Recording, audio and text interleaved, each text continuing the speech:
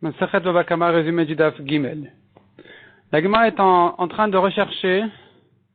On a vu à propos des Avot Nezikin, il y a donc dans la Mishnah 4 Avot Nezikin, 4 types de dommages. On a vu donc il y a le shor, le taureau, le puits, le mav'e, que la Gemara ramène là-dessus deux avis, qu'est-ce que ça veut dire exactement, et le feu. La Gemara dit aussi, chacun de ces Avot-là a des dérivés à des toladot. Simplement, il y a des toladot qui ressemblent au Hav, et des toladot qui ne ressemblent pas au Hav. Des fois, c'est la tolada, elle rentre dans les mêmes définitions que le Hav, il n'y a pas de différence dans la halakha, et des fois il y a des différences.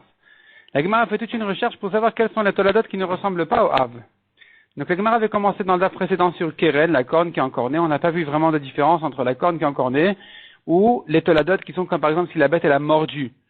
Ça rentre finalement plus ou moins dans le même principe, donc il n'y a pas de différence, c'est pas sur ça qu'on a vu que les toladot ne sont pas comme le Hav.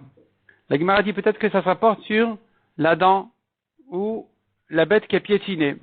Et la Gemara d'abord elle commence par amener le psukim dont on apprend qu'il est chayav, qu'il est responsable pour la dent ou les pieds qui ont la patte qui est piétinée.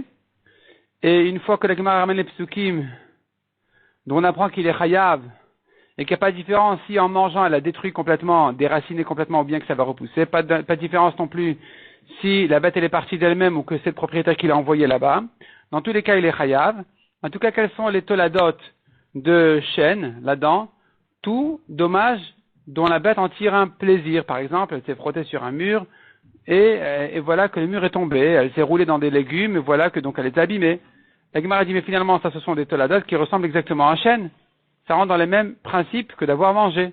De même, les toladot, les dérivés de régel, de marcher à la piétinée, finalement les dérivés sont quoi? Si c'est en marchant, elle est endommagée parce que des choses qui sont emmêlés dans sa queue ou qui ont été bousculés par son corps. Finalement, ça, ce sont des toladot qui ressemblent au Hav. C'est comme si elle avait piétiné, ça revient au même. Passons donc à bord, le puits. Quels sont les toladot du puits? Dire que la Torah a parlé d'un puits de 10 tfachim et 9 tfachim ce serait une tolada, c'est faux. De même que 10 tfachim c'est un Hav, de même 9 tfachim c'est un Hav aussi, c'est-à-dire un puits qui fait 10 tfachim de profondeur. S'il va tuer l'âne ou le taureau, on est chayav. Moins que ça, on n'est pas tour parce que c'est pas censé le tuer. Mais s'il était endommagé, il sera chayav. Les deux sont considérés le puits de la Torah, les deux sont un hav. Donc, quelle serait la tolada? Un obstacle. Et la Gemara revient à dire finalement l'obstacle, c'est comme le puits, ça revient au même. Donc, ce ne sera pas ici l'exemple d'une tolada qui ne ressemble pas au hav. La Gemara continue sa recherche, elle dit peut-être qu'il s'agit de mav'e. Qu'est-ce que c'est que le mav'e de la Mishnah? Soit c'est la dent qui a mangé, on a déjà vu que les toladot de la dent sont comme la dent elle-même. Soit c'est l'homme qui a endommagé. La Gemara dit ici, encore une fois, les toladot finalement de l'homme, c'est quoi? C'est s'il a craché et sa crachat a endommagé, finalement, c'est comme l'homme. Il n'y a pas vraiment de différence. Il est responsable de ce qu'il a fait. Et donc, non, pardon. La Gemara dit que si c'est l'homme, alors, il n'y a pas de toladot qui ne ressemble pas au Hav. Et la Gemara rentre un peu dans les détails quelles seraient les toladot de l'homme qui est endommagé, mais en tout cas, ce ne sera pas sur ça qu'on a dit que les toladot ne ressemblent pas au Hav. Peut-être que c'est le feu, alors dit la Gemara. La Gemara dit, mais non, les toladot du feu, c'est quoi? C'est le feu, il va et il endommage, il va et il brûle. De même, si un homme a déposé sur son toit quelque chose qui s'est envolé et qui en tombant, il a endommagé, ça ressemblera au feu qui va et qui endommage en allant. Mais finalement, ça sera comme le Hav, il n'y a pas vraiment de différence entre l'un et l'autre, il en est responsable. Et voilà que ça a été mêlé par une force extérieure comme le vent qui l'a envolé. Et il est chayav. Donc ici à nouveau, c'est une tolada qui ressemble au Hav. La Gemara conclut et dit non. La tolada dont on a parlé, c'est une tolada de régel. Il s'agit ici qu'en marchant, elle a marché sur un petit caillou. Ce caillou, sous le poids de la bête, il a sauté et il est parti.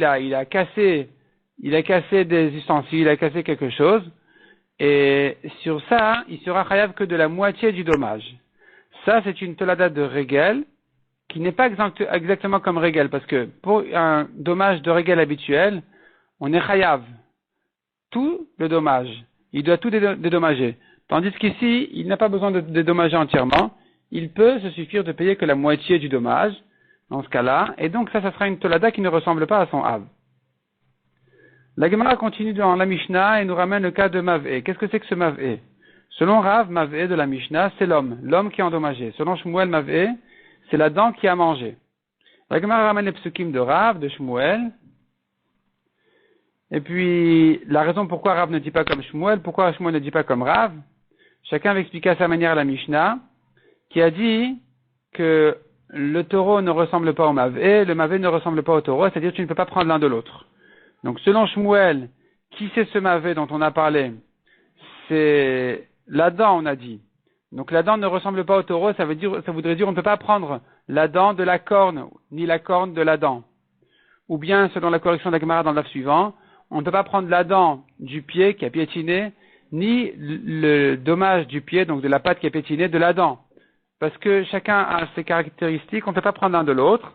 Et donc finalement la Torah a besoin de nous dire les deux. Ça c'est selon Shmuel qui dit que Mavé c'est le taureau. Donc Mavé c'est le taureau. Non, Mavé c'est le taureau, c'est-à-dire la dent du taureau. Alors on a déjà vu dans la Mishnah le taureau. Et donc le taureau dont on a parlé, il faudra dire que c'est soit la corne, soit la patte, et que la Mishnah vient nous expliquer pourquoi on ne peut pas prendre l'un de l'autre. La Gemara dans le suivant va continuer le raisonnement de Shmuel et va revenir à Rav pour finalement expliquer la Mishnah selon l'un et selon l'autre.